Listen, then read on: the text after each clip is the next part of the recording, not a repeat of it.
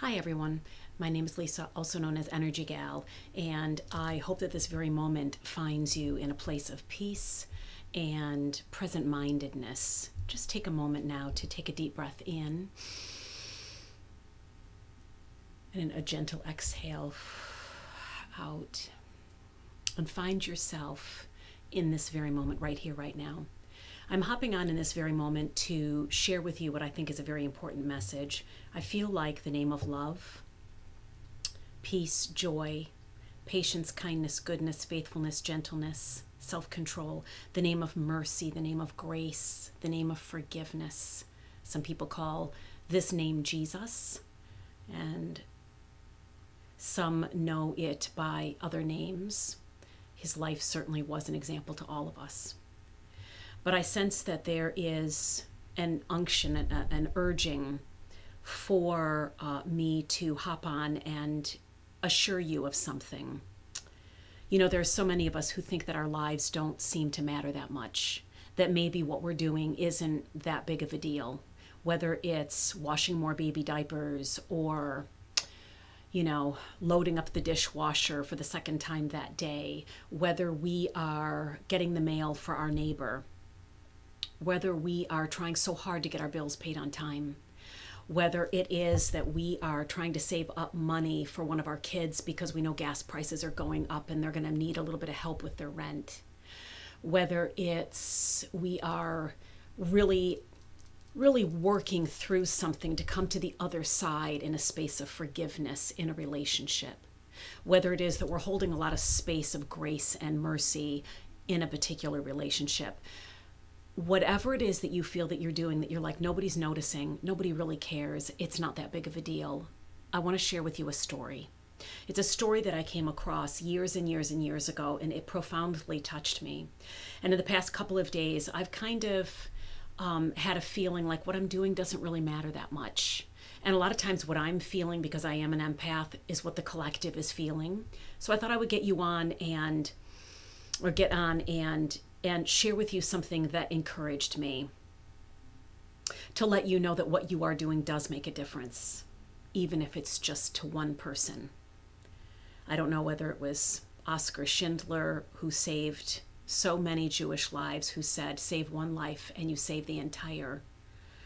But I do know that there's something to be said for just saving even one life, making a difference for even one person. It's a ripple effect for sure. So here's the story, my friend. So there's this kid. He is walking home from school. Or no, he's walking to school. And he had a plan for the day. And the other kid across the street notices him there. And no, he is walking home from school.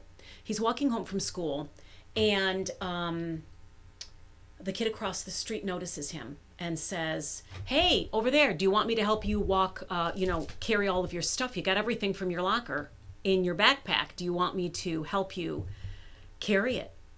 And the kid says, yeah, I guess so. And on the way home, as the one boy is helping the other boy carry all of his stuff home, they strike up a conversation. And the one kid says, hey, so I'll see you tomorrow. Sounds like you're gonna need some help carrying all these things back. And so the other kid says, yeah, sure, no problem. And so the next day, they walk to school together, the one carrying the other one's backpack stuff, helping him out.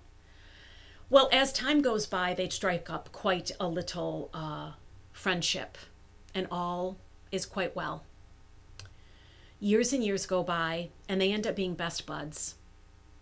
And the one ends up becoming valedictorian of the class. And he gets up there and he says, there's something about me that you guys don't know. My life was saved. And he says, this is what happened. He said, one day, I had emptied everything out of my locker. And I was carrying it home. And the reason I'd emptied it all out is because I decided that weekend I was going to kill myself. And my best buddy, who at the time didn't know me, but came to know me, said, "Hey, can I help you carry some of your stuff?" And we struck up a relationship. And it was in that space of having a relationship that caused me to decide that I would spend another day on the earth, and then another day and another day, until I got to the point where I decided that I would stay. There was a reason. I had a good friend. Now, the one friend who had helped him with the backpack absolutely had no idea that that was the case. He had no idea that he had saved a life just by saying, "Hey, see, you're struggling a little bit. Got a heavy load. What can I do to help?" So if you think that your life doesn't matter, and that your smile across the way to the other person at Walmart, your pat on the shoulder, your sweet little happy face emoji to a friend you haven't heard from in a while, but you kind of feel like you should send that emoji, isn't making a difference in people's lives, I would encourage you to know that your life does matter. Your life matters tremendously. You are doing a fantastic job of staying and a fantastic job of helping the collective, even in the simplest things that you do. And I just wanted you to know that. And for those of you who are struggling today, as I did this past week, to think, should I stay? Should I stay or should I go? Please stay. We love you. And if you look around, I think that you're going to see that there's somebody's there who's saying, hey, can I help you carry your backpack? God puts people in our lives like that all the time. Look around if you're having a tough time. That person is there. I love you guys. Have a good day.